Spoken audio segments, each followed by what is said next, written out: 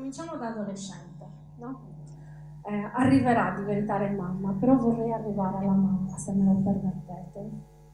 È una ragazza come tanti di un paesino, iper paesino. Nuoro alla fine dell'Ottocento è un piccolo paese, un villaggio. Siamo nel 1871, lei nasce l'Italia si è appena creata, è appena stata unita, 10 anni. E lei nasce in questo piccolo borgo di pastori, qualche commerciante, qualche notaio nel senso uomo di legge, no? Uomo di legge, e lei si trova lì a vivere in una comunità.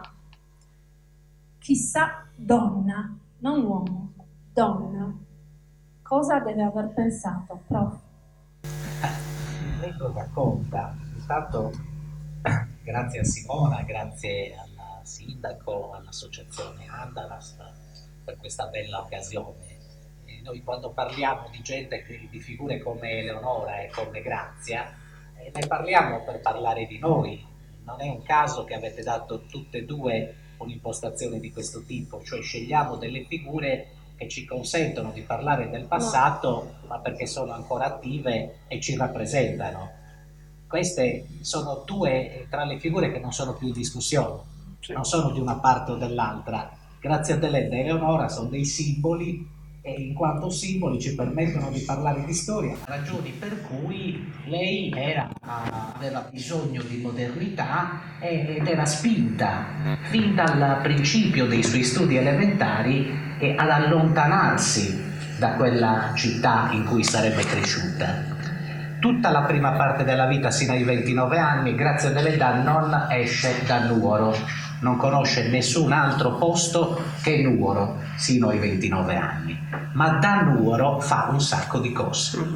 Allora, la rappresentazione che noi diamo di questa creatura, di questa figura così monumentale, è codificata, secondo me, in modo da diminuire il valore della scrittrice. Si dice, viene da un paesino che in effetti aveva 6.000 abitanti, era capoluogo di circondario, si chiamava così. Già Nuoro diventerà capoluogo di provincia nel 1927, quindi in piena epoca fascista. 6.000 abitanti, dunque un paesino all'interno di un'isola, era donna, aveva ogni tipo di sventura e ciò nonostante vince il Nobel.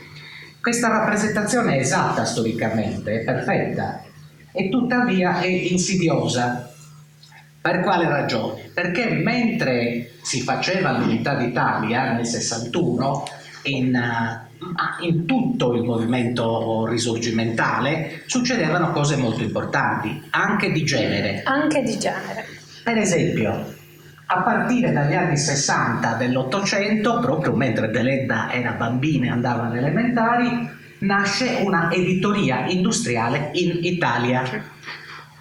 Si ramificano le scuole, quindi istruzione, editoria, vengono potenziate fortemente perché il nuovo Stato unitario deve, come si dice in una locuzione così frequentata, deve costruire una identità degli italiani. E come si fa? Attraverso l'editoria, attraverso la scuola, attraverso il diritto, quello è un altro capitolo interessante, ma non è argomento di oggi, attraverso questi strumenti. Benissimo, quando nasce l'editoria, c'era in particolare un editore che veniva da Torino e arrivata all'unità d'Italia è diventata capitale Roma, lui impianta, si chiamava Epaminonda Provaglio, Edoardo Perino. Edoardo Perino arriva da Torino e impianta una casa editrice, la Perino Editore, a Roma, perché capisce che lì si fanno i soldi. E siccome era un imprenditore piratesco, che cosa fa? Si accorge che c'è un nuovo target, come si dice in economia, cioè che le donne sono istruite e che le donne sono un mercato. E allora fa, per esempio, la rivista dove esordisce Grazia Deledda, l'ultima moda, la rivista per signorine, beccando per la prima volta nella storia d'Italia una quantità di persone impressionante. Perché prima dell'Unità d'Italia il mercato editoriale di Milano era Milano e la Lombardia. Uscire da Milano significava pagare il dazio. Con l'Unità d'Italia le riviste cominciano a costare meno e un editore a Roma si rivolge a tutte le donne di tutta Italia. In pieno analfabetismo, benissimo, sono poche in ogni città? Immaginatevi Napoli, Roma, Milano, è un unico, saranno poche in ogni città, ma diventano numeri per fare i soldi. E allora cosa faceva in questa rivista Perino? Perino aveva le rubriche per signorine. C'erano i modelli, adesso non ho delle immagini, ma è bellissimo guardarlo, e grazie a Deledda era innamorata di questi modelli che venivano dalla Francia, dalla moda italiana, quelle donne con le gonne. Lei, Deledda dice in una descrizione, avevano i panieri, è un sardismo evidentemente sulla Neri, avevano i panieri larghi e i capellini, e lei si innamorava di queste figure. Accanto alle figure c'erano i racconti e le rubriche di confidenze delle donne. Un fenomeno pazzesco, ma siccome appunto c'era una questione di genere in Italia di brutto, e quindi non erano ancora state formate dalla scuola donne che potessero fare la giornalista, che cosa succedeva? Che alcuni maschi, siccome dovevano curare le rubriche con le confidenze, si firmavano col nome di donna. Contessa Elda di Montedoro, giusto via da Epaminonda Provaglio, che poi diventa amico di Deledda. Ma le prime lettere che Deledda la manda alla contessa Elda di Montedoro, credendo che sia donna, e tutte le donne che scrivono, perché mica quelle confidenze le avrebbero fatte a un maschio, perché poi uscivano la confidenza e poi la risposta, cioè si poneva una questione anche di riservatezza, certo, eccetera. certo. Ma per dire, quindi c'è un fenomeno di genere che è molto diverso da quello che possiamo osservare nella letteratura precedente d'Italia, all'interno della quale le donne proprio sembra che non esistano. Poi non è vero, ma sembra che non esistano. Questo è uno. Quindi Deledda, la grandezza di Deledda è sfruttare il mondo nuovo, la modernità sua, e capire le dinamiche che stavano, le novità che stavano, le opportunità che si stavano manifestando sul panorama europeo. Perché se è vero quello che ho detto dell'Italia, che era in ritardo anche quanto a unificazione, immaginatevi cosa stava succedendo in Francia. Lei leggeva i francesi, lei era innamorata dei francesi, degli italiani non gliene fregava nulla. Aveva letto De Amicis, aveva letto con qualche difficoltà Manzoni, non è che lo amasse più di tanto. A lei piaceva Zola, a lei piacevano i romanzi dove le donne fanno cose. Nel romanzo italiano non fanno niente le donne servono a costruire l'identità dei maschi. Pensate, l'altro grande moderno è D'Annunzio in quel periodo. Certo. D'Annunzio fiutava le novità meglio di chiunque altro, ma D'Annunzio quando rappresenta le donne, pensate, Elena e Maria, le due donne del piacere, che è il romanzo più noto, cito questo per questo, Elena e Maria servono a costruire la grandezza dello Sperelli, del protagonista maschile. Poi per il resto sono, Maria potete immaginare l'amante Savovita, diciamo, quella da sposare, quella mite. Elena potete immaginare, e invece l'altro modello di donna, modello di donna aggressiva, insomma è uno standard. E allora questo è uno dei fatti che accade, che Deledda sa sfruttare. Infatti a 17 anni scopre che c'è un ventre molle dell'editoria per esordire, e dove esordisce in quella rivista che vi ho detto, con un anche esotismo sulla Sardegna, con un raccontino che si chiamava Sangue Sardo, dove si vede già la tempra della donna, perché rappresenta una eroina che uccide il potenziale amante. Dubocidi non esiste in Italia, nel romanzo italiano questo non si è visto mai, perché lei era ispirata dalla Thérèse Raquin di Zola, dove questo succede. Cioè la storia di questo raccontino è così: sono due sorelle, Michela e Maria. Michela è la protagonista, e Maria e Michela è un po' tormentata dalle letture francesi, ama di un amore passionale, romantico, Maria invece è bionda e non capisce niente, è sempre in casa, non esce mai di casa, è bionda e legge solo romanzi storici, quindi è poco moderna, diciamo così. E arriva questo Lorenzo, i ragazzi si conoscevano perché entravano in casa attraverso i fratelli, era questo il modo per conoscere ragazzi nuovi.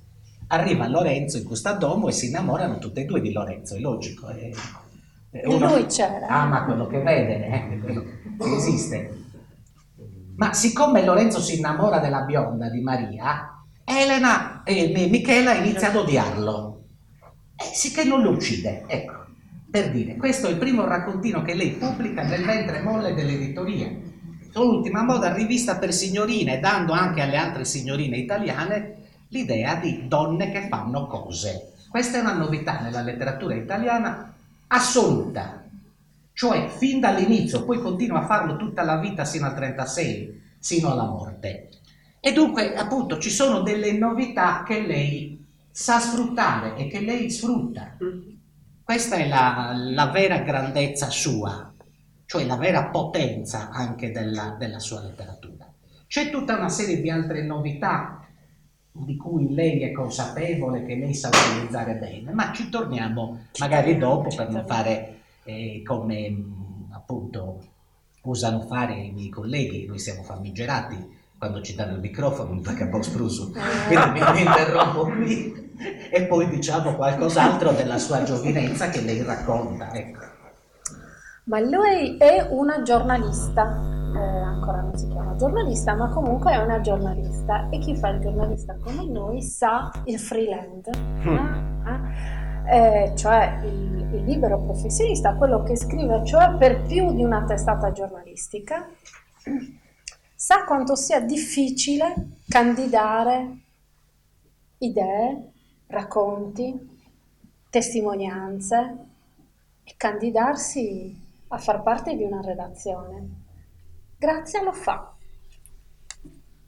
Tanto buonasera a tutti, grazie Simo per l'invito, grazie, sono contentissimo di essere qua a Meana, perché è un territorio che conosco bene da tanto tempo, ma è la prima volta che vengo in paese, quindi sono molto contento di chiudere il cerchio perché era l'unico vero paese che mi mancava. Lo fa, Grazia lo fa, questo è l'intercalare che possiamo usare per raccontare la sua esperienza di vita, la sua esperienza professionale, la sua esperienza da scrittrice, da donna, da moglie. Grazia lo fa. È una sua caratteristica il fare, l'intraprendere, il riuscire a coniugare, a osare, e molto spesso contro tutti ad agire. Grazia Deledda è una donna, mi collego a quello che diceva Duilio.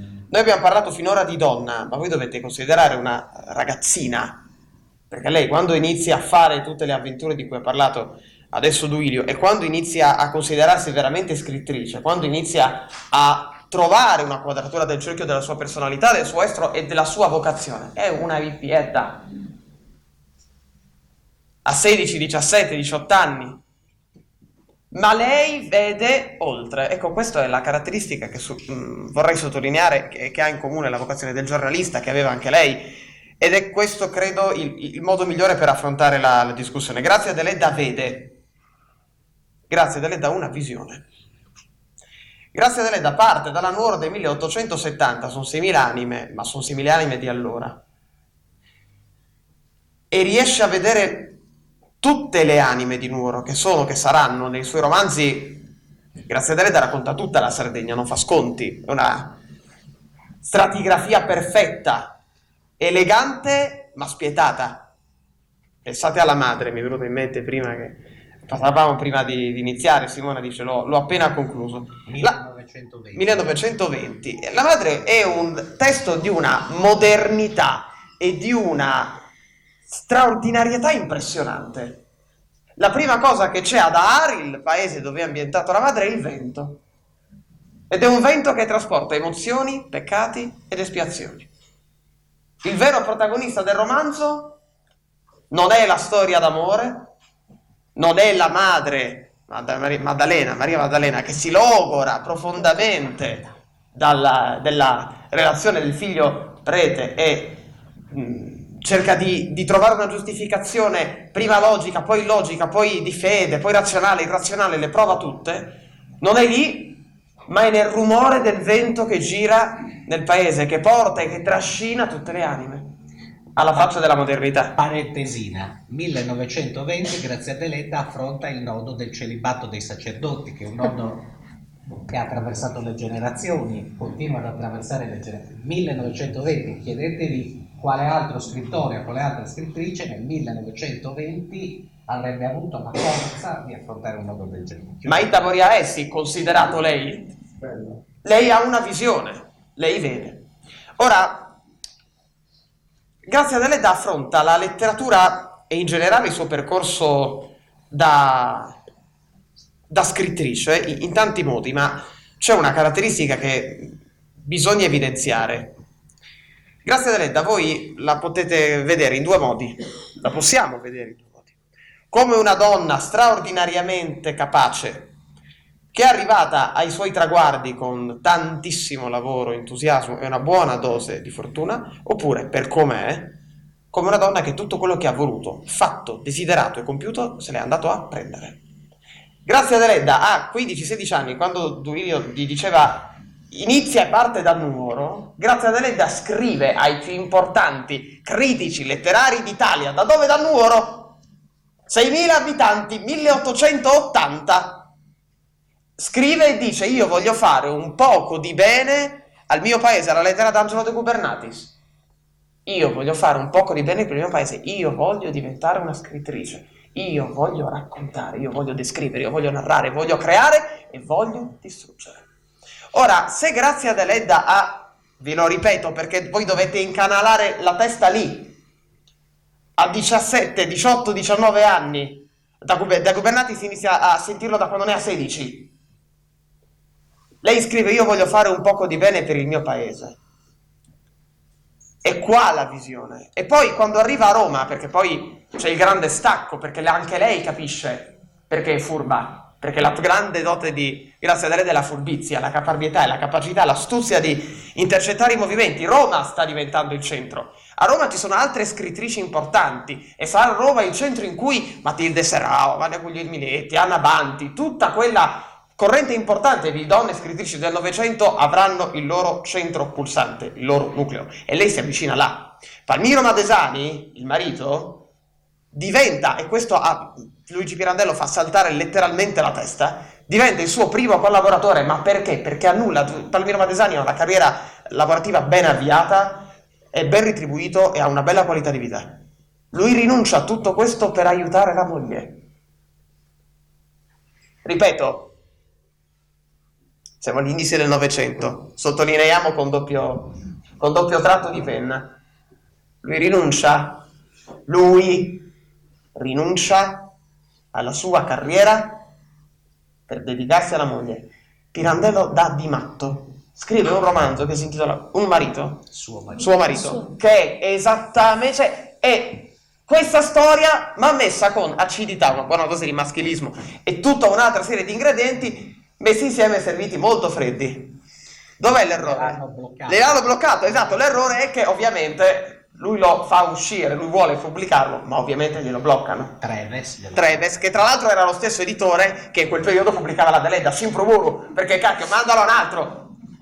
Abbinati, e invece lo dà a Treves e Treves lo blocca. Ora, perché è importante inquadrare tutto questo? Perché se noi vediamo Grazia Deledda intraprendente, Grazia Deledda con una visione, Grazia Deledda con una specificità solo sua, che è stata la capacità di uscire, ma di non andare mai via, e questo lo farà un altro. Io paragono sempre la parabola di vita di Grazia Deledda a un romanzo, che è Il quinto passo dell'addio di Sergio Azzeni, in cui c'è una parabola bellissima del protagonista che sta sul traghetto da Cagliari a Civitavecchia.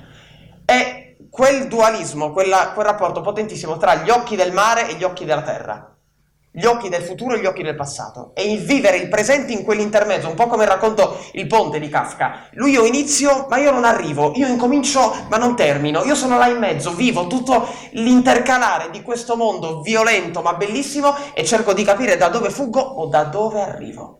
E Grazia Deledda fa questo. Il tormento di Grazia Deledda, il racconto della Sardegna, il vivere la Sardegna, come l'ha vista, è raccontata lei. È tutto qui. È la sua capacità straordinaria di riuscire a non chiudere, a non sigillare quel tormento. E negli anni in cui lei non torna e proietta, riflette, immagina. E poi però c'è anche un altro aspetto che dobbiamo considerare. Io e Duilio abbiamo avuto la fortuna di essere coinvolti nelle manifestazioni dei 150 anni per la celebrazione di Grazia Deledda. Grazia Deledda 150. Esatto. No, aspetta, uniti io e te quanti ne abbiamo? No, No, siamo mi devo ancora sotto i 100. aggiungere io, Siamo ancora sotto i 100. No. Però c'è un'oggettività che quando tu esci e provi a parlare di Cristianizza e Grazia Deledda, la gente ti guarda e dice: ma chi è? Perché sapete qual è il grande errore? L'errore più grande di tutti è che io, che sono uscito dalle scuole superiori l'altro ieri, Grazia Deledda non l'ho studiata. Io non l'ho studiata. Allora, accanto al libro che si chiamava, me lo ricorderò sempre, Vite straordinarie, che era il libro di letteratura, un maltone del genere, c'era non neanche un libricino, lo chiamavano allegato, un appendice, chiamavano così, in cui era messa la narrativa femminile. Quasi che no, là dentro si esaurisse tutto.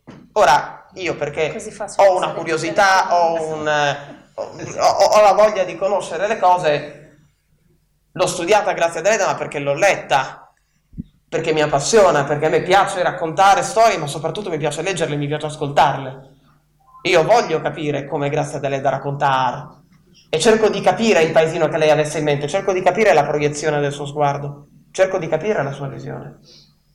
Ma io, se fossi stato uno studente non curioso, se non avessi avuto l'idea di andare a vedere come avevano raccontato la mia terra, il mio modo di vedere quella terra, che poi riflette sullo sguardo, perché poi quando incroci gli sguardi di altri su una cosa che ha in comune, quel tuo sguardo si avvicina o si allontana a seconda della vicinanza o della lontananza che hai nella prospettiva di analisi di qualcosa. Ma Grazia Deledda, io, se non avessi avuto la curiosità di leggerla e di studiarla, non l'avrei mai letta e studiata. Quindi l'errore a monte è quello lì. L'errore a monte è che oggi c'è un sommerso di quella letteratura femminile che è infinito. E il problema qual è? Che l'editoria in quel periodo, è vero, ha avuto un exploit femminile, ed è vero, nel Novecento c'è stato un cenacolo infinito di letteratura femminile, ma oggi quel recupero è lento. Per fortuna sapete chi lo sta facendo? Le scrittrici donne oggi. C'è stata una... Benedetto Croce, a proposito di quel movimento di donne, parlava di un pulviscolo immateriale, però presente. E c'è un'operazione editoriale molto interessante che sta andando avanti da una ventina d'anni, però in maniera molto più consistente negli ultimi 5, che è una sorta di letteratura del tributo, e anche la riscoperta da parte di editori di autrici note e meno note. Vi faccio un esempio pratico su tutte. Qualcuno qua, a parte te, sa chi era Leila Baiardo? No, Leila Baiardo è stata una grandissima autrice sarda. Chi la conosce? Io e lui, qua dentro. Ma io e lui la estendiamo a oltranza. Ora, di Leila Baiardo, da un editore di piccola media grandezza, è stato ripubblicato l'unico vero libro postumo. Questa è una donna che aveva pubblicato per Bompiani.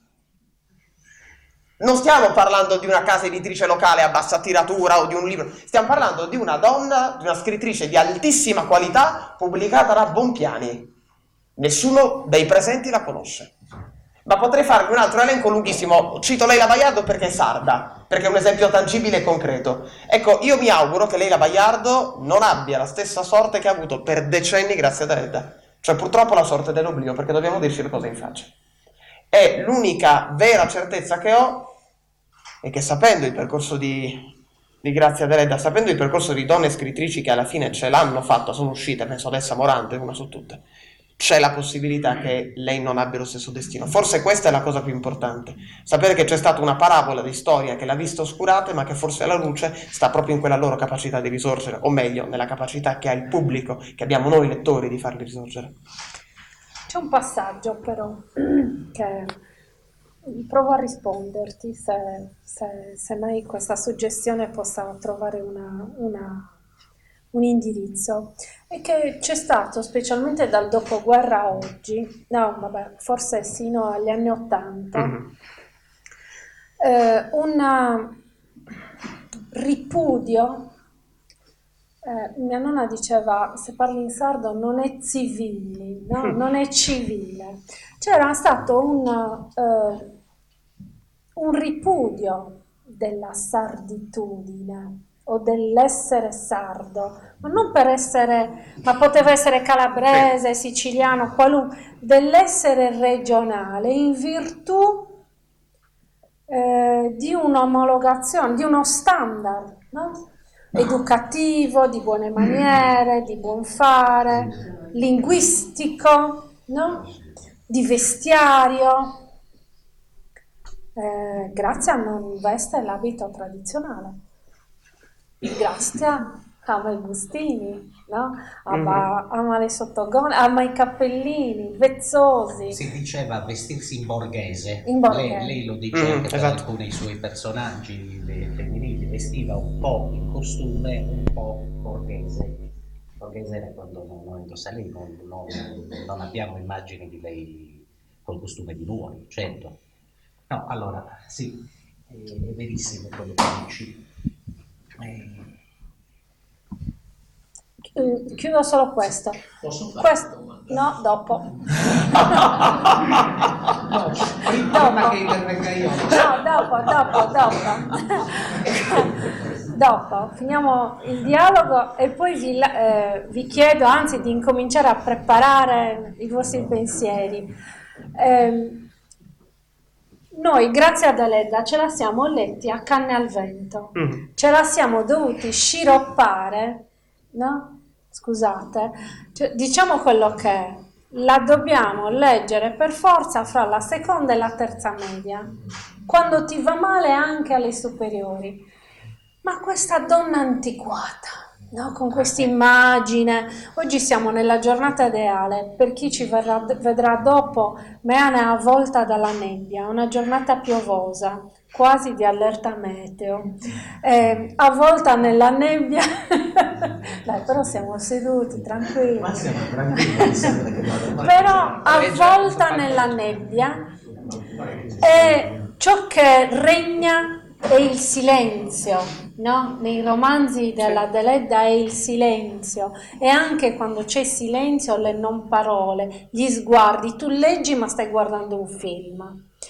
Tu entri in quella cucina, se entri in quella lolla, in quel cortile e senti i rumori, lei magari non li descrive proprio tutti, ma tu senti i rumori di cucina, quella che fa le pulizie, quell'altra che chiama, si affaccia. Lei è anche molto finestra. scenografica nel modo in cui racconta. E oggi siamo nella giornata giusta, perché Meana ci offre, con le sue case storiche del centro, ci offre questa dimensione del paese, no, di fine Ottocento. La struttura delle case. Sì. La struttura delle case è quella, ma ciò che ci lega è che per una quarantina d'anni, forse 50 in più, noi abbiamo letto tutto ciò che era sardo, de sì lo mettiamo dentro. Tutto ciò che era siete d'accordo, no? Tutto ciò che era perfino satta, no? Il doppio cognome era una cosa da villano, no? E già esordisce. Però questo è, no? Possiamo liberarci da questa dimensione di sardità o di sarditudine per acquisirne una moderna che era sua? Sì, no, ma noi ce l'abbiamo, cioè oggi sì, tu hai alluso giustamente a una fase molto particolare che è durata un bel po', ed è in particolare il momento degli anni 60, anni 80, la stagione del piano di rinascita, cioè quando dovevamo dimostrare di essere moderni come gli altri, quando abbiamo dismesso le nostre cassapanche, le abbiamo regalate. Non è solo una questione di lingua, era una questione di complesso di inferiorità balordo che avevamo, perché dovevamo modernizzare l'isola, dovevamo uscire da quella miseria, dovevamo essere un po' come gli altri. Anche il dibattito sulla lingua a quel punto si è ricodificato. Il dibattito sulla lingua com'era? E c'erano le battaglie sul sardo negli anni 60, ma di brutto. negli anni 70 Liliu già faceva battaglie per la lingua, ma doveva essere la lingua sarda che producesse risultati letterari compatibili con la letteratura europea. Quindi dovevamo usare gli stessi temi della letteratura europea e le stesse forme della letteratura. Per esempio la metrica libera non esisteva da noi sino all'innovazione del 56-57 del premio Zieri, dove una serie di intellettuali predicano ai poeti di scrivere in metrica libera, che la rima è ributtante. Pensate, la gara poetica oggi è ancora in metrica e io ci vado ancora a guardarla. Ma allora la reputavano desueta, ci faceva sembrare antichi. Tutto questo dibattito ha delle ricadute su Deledda? Sì, ha delle ricadute, perché quello è il momento, che dura un bel po' di anni anche sino a tempi recenti, per cui Deledda sembrava antica e Dessì e Lussu erano moderni. È una macchina interessante questa. Deledda era antica, Deledda ha predicato sempre la modernità. Cioè lei adorava la modernità, l'abbiamo detto nel vestiario, adorava Parigi, mica Roma, che era molto più antica di Parigi. Parigi era l'epicentro della modernità di tutta Europa. E lei leggeva gli autori di Parigi, non gli autori di Milano. Capito? Cioè, lei si riteneva moderna, ma in quel momento noi la percepivamo come antica perché ci descriveva come non volevamo essere descritti. Ma scusate, come la devi descrivere? La Sardegna sino agli anni 60 deindustrializzata, non ho capito che attività dovevamo fare, il computer, è una scemenza questa. E puntavamo su Dessì e Lussu, ma non solo per questa questione che quelli ci sembravano antichi, quella ci sembrava antica e quelli moderni, perché grazie a Deledda, l'altra ragione è che grazie a Deledda rappresentava la Sardegna antropologicamente, cioè fuori dalla storia. Non c'è mai un episodio storico di quelli balordi che lei ha vissuto che entri nei romanzi. Per esempio nel 15 scrive Marianna Sirca, in piena guerra mondiale, in piena esplosione della prima guerra mondiale, zero riferimenti alla guerra, perché per lei l'identità dei sardi era persistente, cioè ci rappresentava come eravamo al di là della storia. La storia evenemenziale, gli eventi storici erano incidenti, erano delle cose che poi passavano, mentre la sardità nei suoi romanzi, sempre moderna, persisteva per lungo tempo, al di là. Prima guerra mondiale non fa niente, tanto noi così siamo. In effetti aveva ragione, salvo il fatto che ci hanno tolto tutti i maschi giovani, è stata una devastazione economica per le campagne, per la pastorizia, eccetera. Per tutto il mondo. Gli altri due invece descrivevano la storia. Dessì, romanzo storico sull'Ottocento, con un impianto sardista, contestava la deforestazione balorda, l'usurpazione delle miniere da parte di aziende multinazionali, la Raus 10 multinazionali di allora, eccetera, eccetera. Quindi quelli ci rimettevano nella storia. Questa era la macchina degli intellettuali. Quelli ci riimmettevano nella storia, quella ci toglieva dalla storia a cui...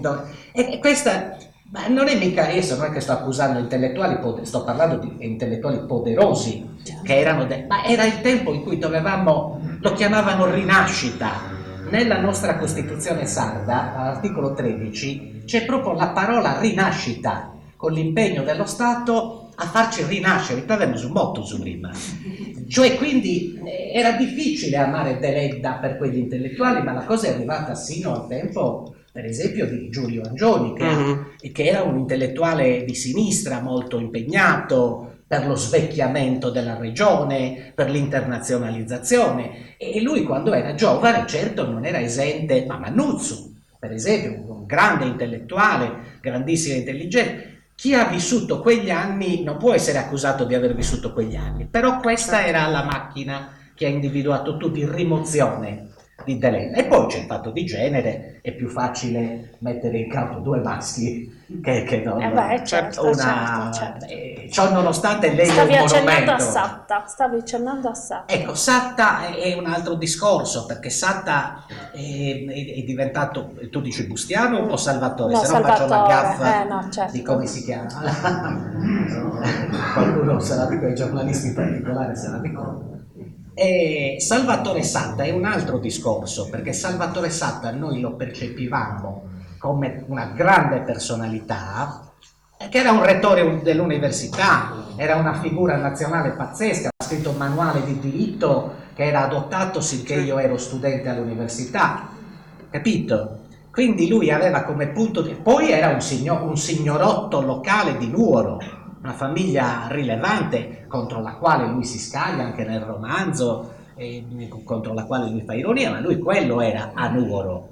Poi quando mette la croce sopra le cattive abitudini dei nuoresi, il nido di corvi, eccetera, ma comunque stiamo parlando di uno dei più grandi giuristi d'Italia, di un maestro universitario che ha allevato generazioni, quindi non è proprio la posizione di Grazia Deledda che doveva sedersi ogni mattina a scrivere, ogni mattina a rispondere alle lettere, è tutto un altro pianeta, e anche De Sì era... Certo.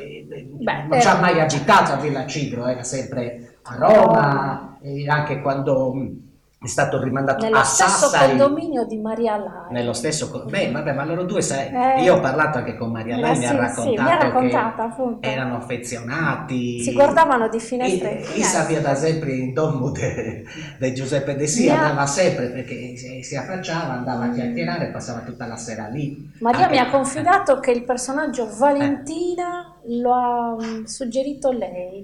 Ma può essere, poi è una donna intelligente, era un sodalizio letterario, ma anche una affettuosa, un'amicizia molto affettuosa quella che lei lo ritrae spessissimo, c'è uno degli ultimi ritratti di De Sì in cui lui è già vecchio e malato, e c'è proprio si vede il dolore, è un ritratto meraviglioso quello là. Sì. Era una bellezza.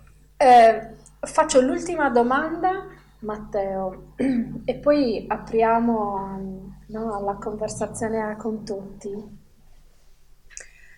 Volevo arrivare alla mamma e all'educazione moderna, ecco perché nella rinascita in realtà siamo noi che dobbiamo rinascere nel rileggere lei, perché la crosta ce la dobbiamo togliere noi dagli occhi. Lei scrive delle lettere anche al figlio, sì. No? Io sono mamma di un figlio, di figli adolescenti, ed è sempre problematico come li allevi sti figli maschi. Uno, due, lei ha creduto in se stessa, e le ultime grida della pedagogia ci portano verso un fiorire dell'identità, la consapevolezza, se ne parla spesso, ma c'è questo filo empatico fra mamma e figlio estremamente moderno, in cui lei concede fiducia. Allora, la prima cosa che mi viene da ricordare è che le madri di Grazia Deledda sono tutte moderne. Tutte, sono donne moderne. E la modernità non sta soltanto nell'educare. Educare è un'azione molto intima. Io ovviamente lo posso dire da figlio, non da padre ancora. Però l'educazione in sé conta tanto quanto. Per Grazia Deledda c'era una cosa in più, che era più importante dell'amore e dell'educazione. E sapete qual era? La fiducia. Grazia Deledda è stata una madre, se dovessi dare un aggettivo, fiduciosa. E la fiducia è quella che io credo sia tuttora, e lo dico da figlio di una donna fiduciosa, una delle qualità più alte che può avere chi mette al mondo un figlio, che è la capacità di affidare a chi vuoi bene il suo destino, sapendo di avergli dato gli strumenti adatti per interpretarlo. Grazia Deledda fa esattamente questo nelle sue lettere, nelle sue epistolari, che è bellissimo. C'è un epistolario meraviglioso di Grazia Deledda, io credo sia uno dei punti più belli in generale. Io adoro, faccio un altro esempio, adoro Cesare Pavese, lo adoro con tutto me stesso, credo sia l'autore italiano migliore, e so che Duilio concorda, il migliore che abbiamo avuto almeno nel Novecento. Ma le lettere di Pavese sono meravigliose, perché sono dei telegrammi, sono secche, sono precisissime e sono ermetiche, estrazianti. Pensate all'ultima, adesso mi viene l'ultima, prima del suicidio, che è bellissima. Perdono tutti, a tutti chiedo perdono, non fate pettegolezzi, sono 2 frasi, c'è tutto. Non fate pettegolezzi. E c'è tutto, qualunque cosa a cui possiate pensare di aggiungere. Ecco, grazie a lei dà questa capacità, vi ripeto, di essere fiduciosa, e la fiducia lei ha la capacità di convertirla e la converte nei suoi romanzi. Ecco, quindi se dovessi dare proprio un aggettivo sulla madre, Deledda è una madre fiduciosa.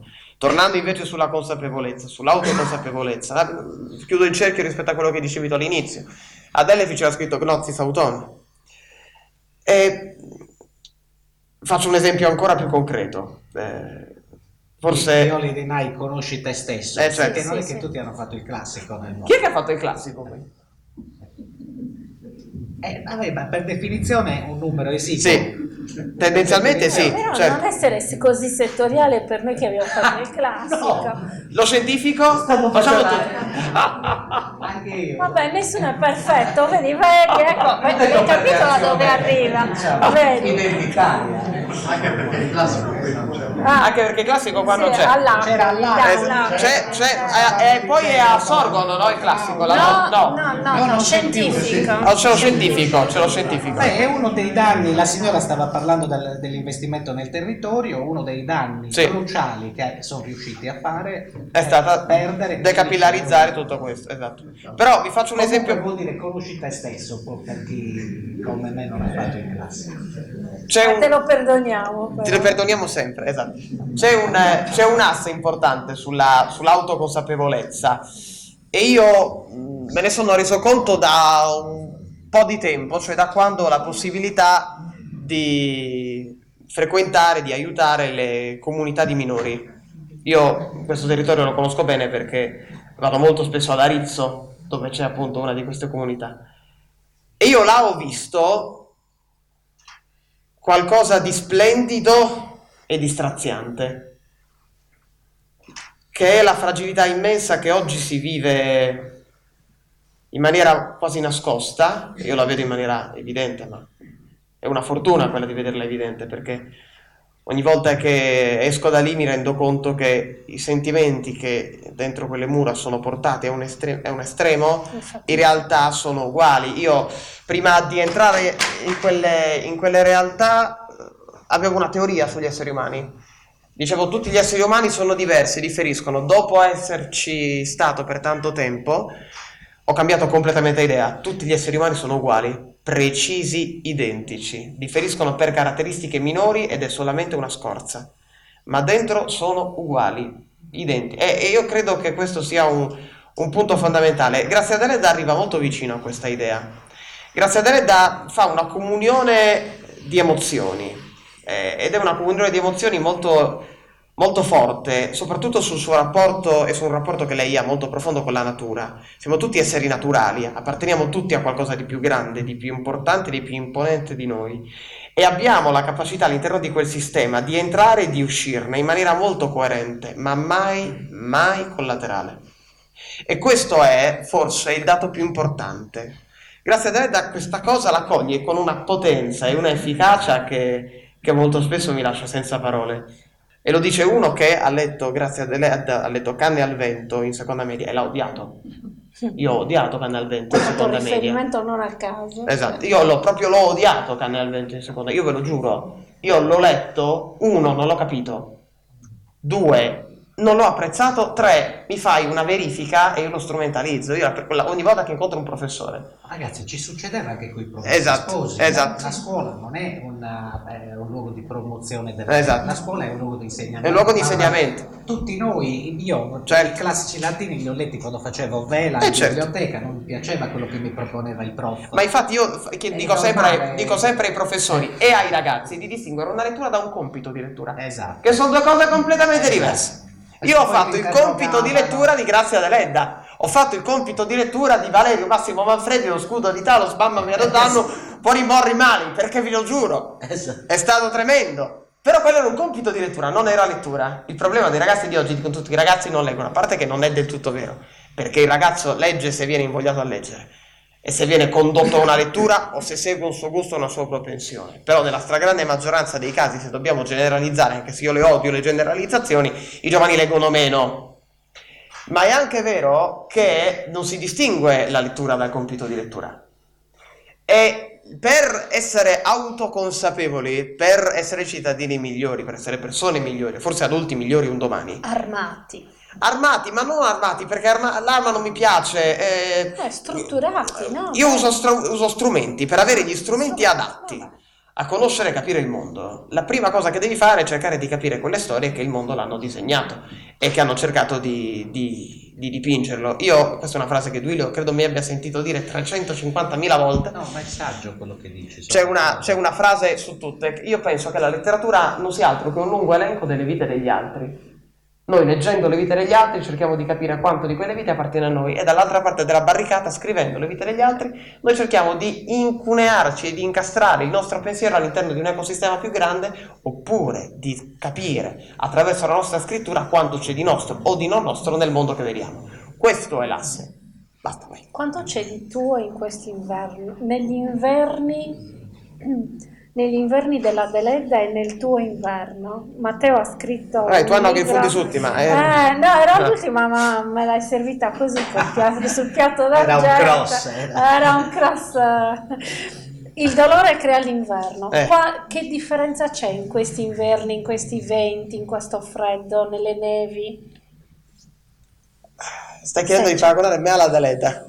Non te lo farò mai, assolutamente no. Non ti sto paragonando, la differenza degli inverni. Sentire l'inverno. Allora, la prendo larga perché è insidiosissima. Non troppo, No, non troppo. Vado a Chilivani e poi torno. Allora, l'asse fondamentale è che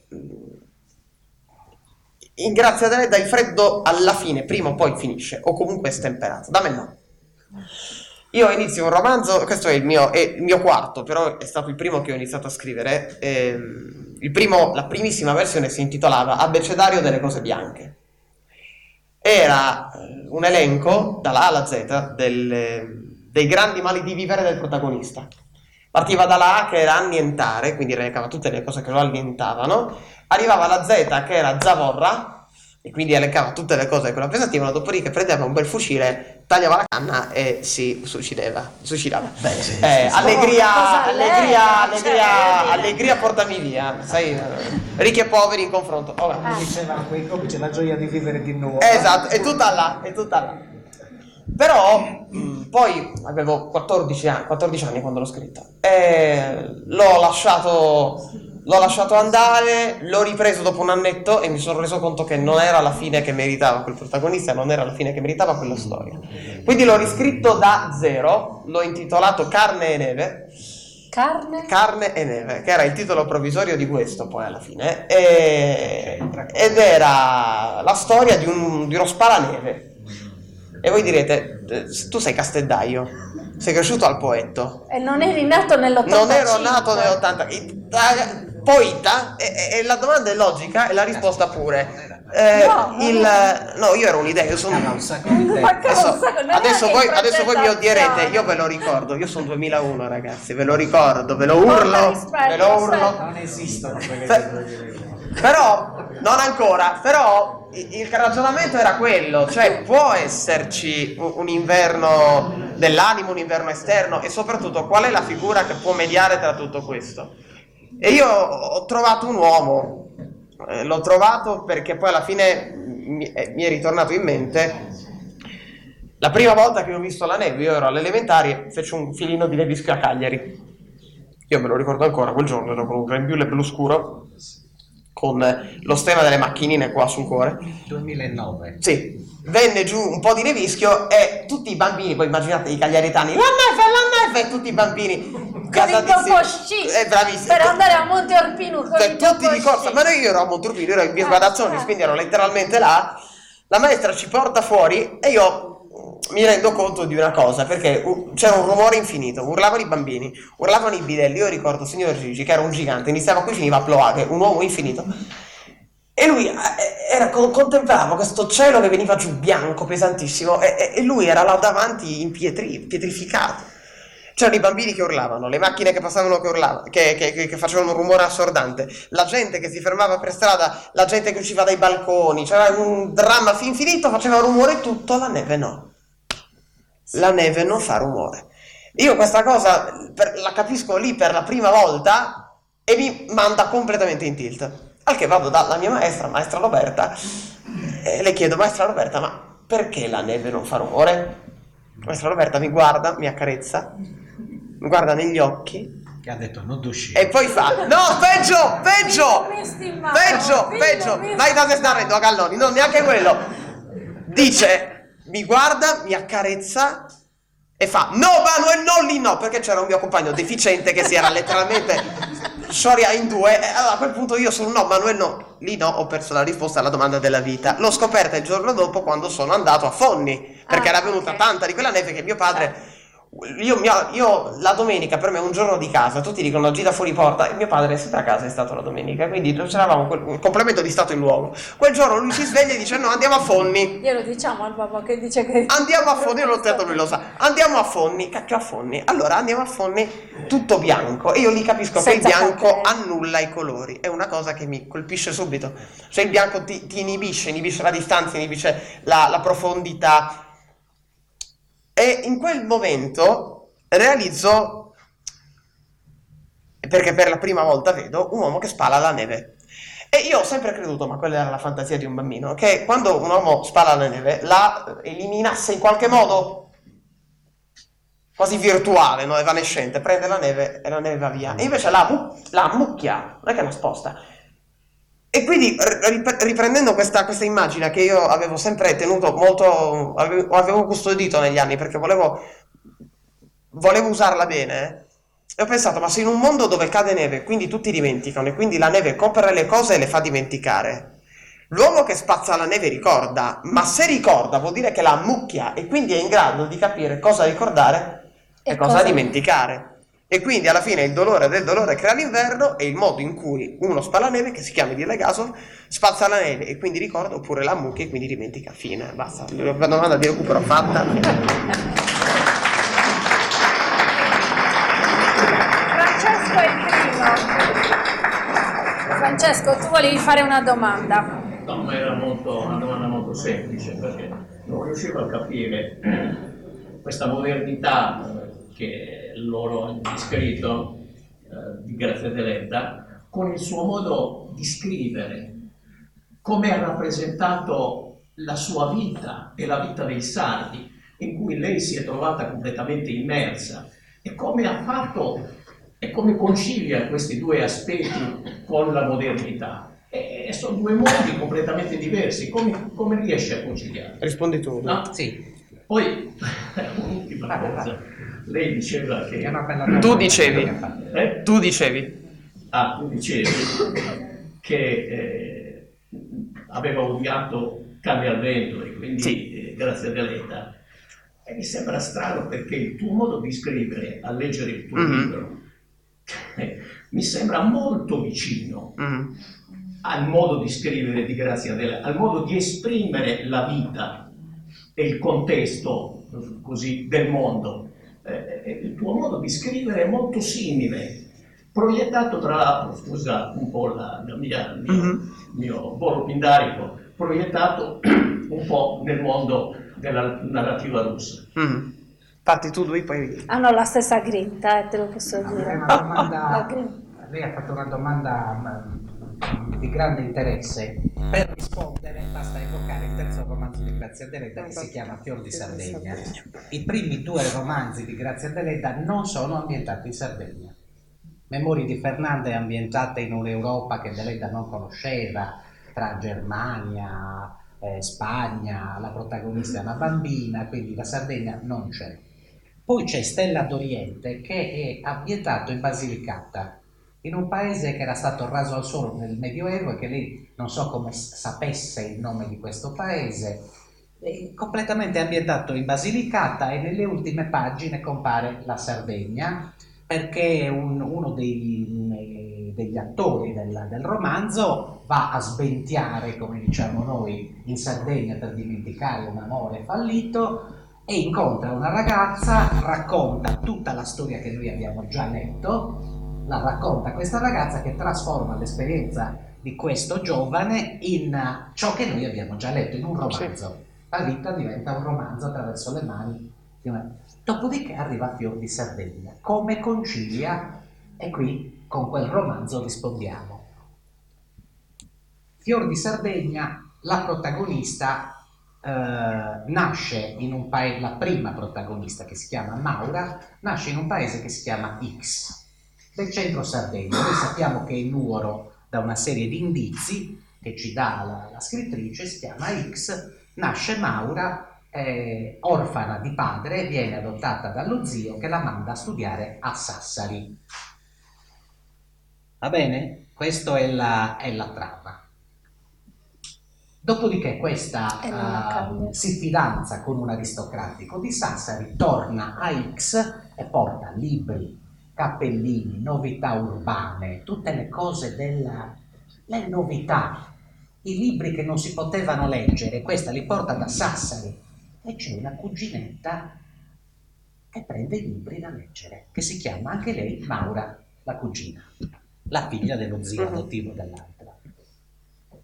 Prende i libri, entra in contatto con l'aristocratico di Sassari, che a questo punto è un suo parente acquisito perché abita lì, quindi entra in contatto con una classe sociale che nei paesi non esisteva, perché non erano tripartite, come dicono i colleghi antropologi, le comunità sarde, soprattutto quelle dell'interno, erano bipartite, c'erano principalese e operai, diciamo così, e lavoratori dei campi. Non c'era l'aristocrazia nei paesi e soprattutto la distanza tra principalese e come si dice, messaios o servipastori, la distanza era molto piccola perché anche i proprietari andavano a lavorare, non è che abitavano negli stessi spazi, i servi abitavano nelle case, certo in zone specifiche, ma nelle case. Allora, nel racconto Belenda mette in scena la figura della madre, mentre la ragazzina si aggiorna sulle novità, legge le poetesse moderne, le vengono idee anche strane di modernità, quindi anche idee, diciamo, d'amore che non stavano bene per le ragazzine, e dai libri apprende quali erano le mode e cominciano a vestirsi tutte le sorelle in borghese contro le tradizioni del paese. La madre invece è una conservatrice che non sa leggere e scrivere, è conservatrice perché non è istruita e nega ogni modernità a queste figlie.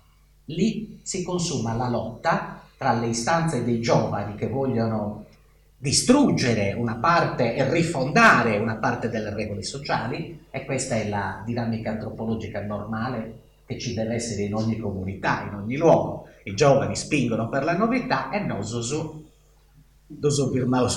calmo. Noi in questa dinamica avvengono le novità in maniera equilibrata, diciamo così. In quel romanzo, ecco, le ragazzine apprendono le novità dalla città e anche da classi sociali che non conoscevano, quindi da impostazioni, da visioni del mondo che non conoscevano, però sono frenati da un mos maiorum, da abitudini invalse, da tradizioni che non permettono loro di dilagare quanto vorrebbero. E il medium delle novità è sempre il libro scritto. È bellissima la parte iniziale in cui questa Maura si deve sposare con l'aristocratico, vanno dallo zio, che era un possidente, e propongono il matrimonio allo zio. E lo zio, già intanto sul tipo di richiesta, volevano sposarsi dopo una settimana.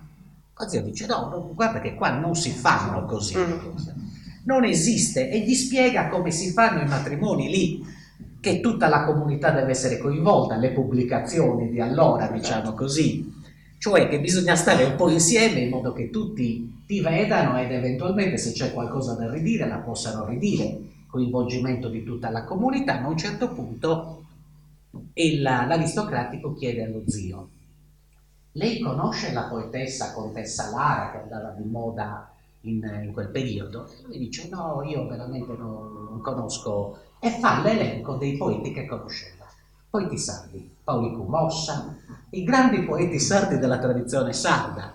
E allora lì vede la modernità è l'aristocratico che vive a Sassari. L'altro è quello che conosce tutta la tradizione letteraria che non è scritta. La tradizione, Mossa scriveva, ma lui la conosceva per la circuitazione orale. Possaggetti di Dugantara, Mossa l'aveva sentito cantare a chitarra, quindi conosceva una letteratura incompatibile con l'altra. L'altra è scritta del libro, la contessa Lara, i libri che circolavano. La nostra, giustamente, funzionava con altri canali.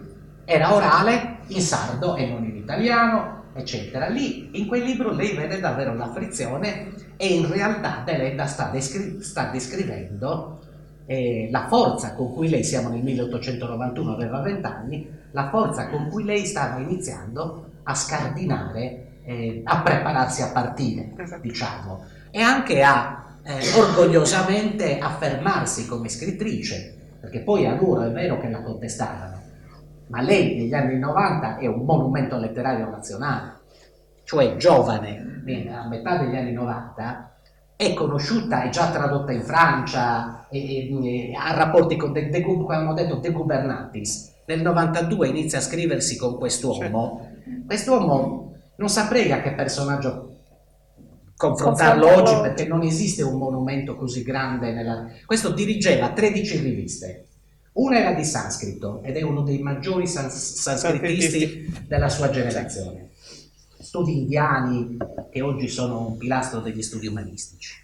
Un'altra era di letteratura italiana e lui era il direttore e fondava riviste. 13 ne dirigeva. Immaginate, se io dicessi grande come Umberto Eco, non basterebbe, perché è molto più grande di come noi percepiamo questo grande intellettuale che abbiamo, perché allora erano pochi.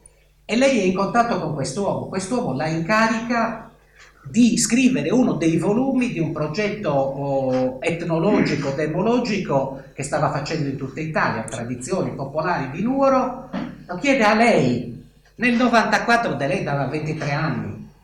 Quindi non so se rendo, quindi nel 91 stava preparandosi, lo stava scrivendo per i personaggi, ma lo stava facendo lei. Io penso però che la grandezza di Grazia Deledda sia nella capacità che lei ha nel descrivere nei suoi romanzi, Cani al vento e tutti questi altri romanzi, nel descrivere psicologicamente i personaggi, nel cogliere veramente la battaglia interiore, e poi le atmosfere in cui le cala, il vento, la solitudine, i paesaggi della Sardegna. Questa è la vera forza della secondo me. Però non fa, tenendo presente altri testi importanti. Loro hanno parlato della madre e vi hanno detto: questo sacerdote torna nel paese di Ar, la madre l'ha fatto diventare sacerdote, eccetera, eccetera. Adesso vi dico come si chiama il protagonista: Paolo. Figlio della sola madre, perché il padre non sa cantare, è morto. La madre lo fa sacerdote come si faceva per dargli un lavoro, promozione sociale. La madre si chiama Maria Maddalena. Un nome a caso. Un nome a caso, quello Paolo un nome a caso. E questo Paolo ovviamente è un sacerdote che appena trova una vedova si innamora e inizia una relazione con una vedova del paese. La madre è tormentata e la madre è il centro di tutto il tormento della mamma. Ecco, lei diceva la psicologia che è descritta, ma sta usando testi che tutti abbiamo in testa e modelli che tutti abbiamo in testa perché fanno parte della nostra. Quello è un anti-San Paolo. La sapete la vicenda di San Paolo? San Paolo era un persecutore dei cristiani fino a quando sive in corpore nescio, sive extra corpus nescio, Deus scit, viene preso da Dio, o in corpo o senza corpo non lo sappiamo, non lo sa neanche lui, viene preso da Dio e portato al cospetto di Dio, alla visio Dei, San Paolo. Cioè lui è preso dalla fede. Questo Paolo del romanzo è l'anti-San Paolo, perché è stato esposto, come si dice proprio, è diventato sacerdote senza fede in buona sostanza. Quella si chiama Maria Maddalena. Maria Maddalena, la figura cruciale dei Vangeli, è quella che annuncia la resurrezione. Non so se rendo l'idea. E questo ragazzo certamente non... Maria Maddalena annuncerà la fine della relazione perché i due si lasciano, Belè tormentata, eccetera, capito? Lei sa usare materiali che abbiamo nella nostra cultura, immagini, non ce ne accorgiamo sicché non ci riflettiamo, ma la potenza sua è anche usare le grandi storie centrali della nostra cultura, che noi siamo religiosi, non importa, sono storie che tenemos in Isorigas, in Sagonca, e sono storie che hanno valori e per tutti noi, qualunque fede abbiamo, qualunque capito? Per dire, lei ha perfettamente ragione, lei contro i veristi approfondisce l'aspetto psicologico, perché lei leggeva i francesi, non solo Zola come ho detto io, ma l'altro versante era Bourget, il grande maestro del romanzo psicologico, e lei non rinuncia né agli uni né agli altri, quindi non è verista, non è il romanzo psicologico, è il romanzo di Grazia Deledda, complete una manna via Esatto. cioè riesce a tenere insieme e fare uno stile suo e non ce n'è per nessuno.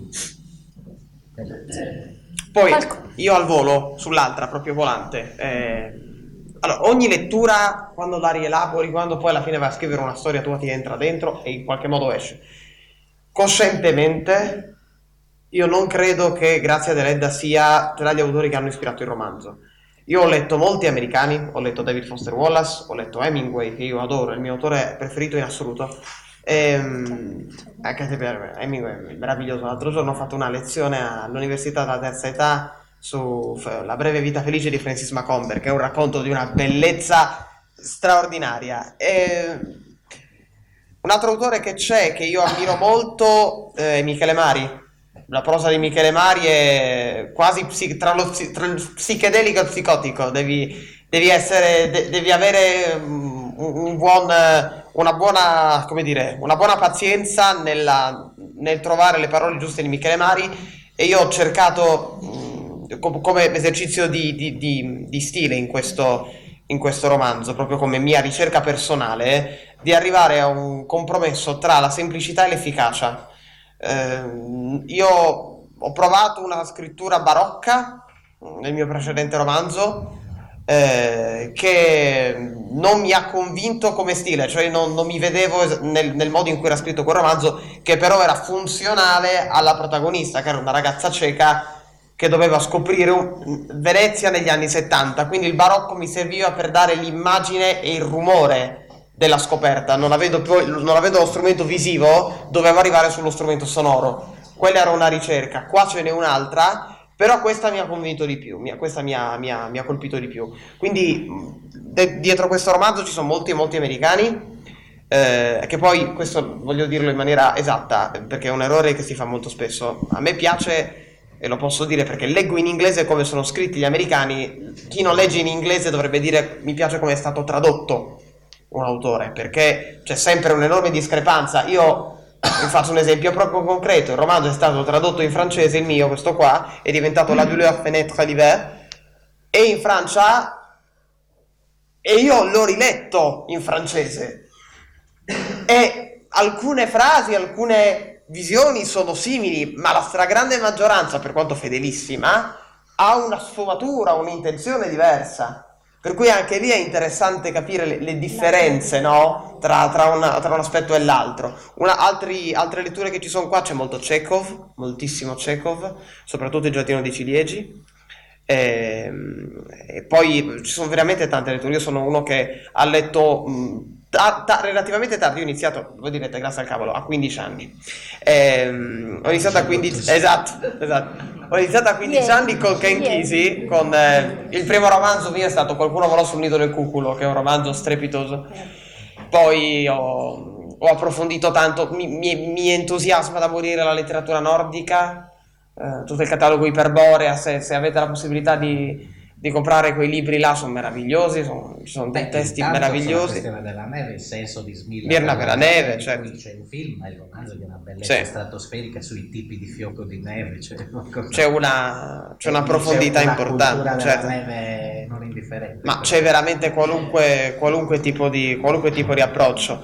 Ed è anche bello poi capire come riscontro dei lettori quali influenze hanno visto loro, perché io ricorderò sempre una signora che un giorno mi ferma a una presentazione a Torino e mi dice: ma lei ha mai lette le poesie di Zagajewski? E io la guardo e dico: signora, ho scoperto dell'esistenza di quest'uomo adesso, io non sapevo che esistesse questo autore, sono andato a rileggerlo e in effetti alcune atmosfere sono simili, per cui è curioso anche questo, capire le associazioni che il lettore, nella sua assoluta ingenuità e nella sua assoluta purezza, nel suo candore, fa associando diversi testi, quindi anche quella è un'esperienza molto curiosa. Forse sono immagini, colori, sentire.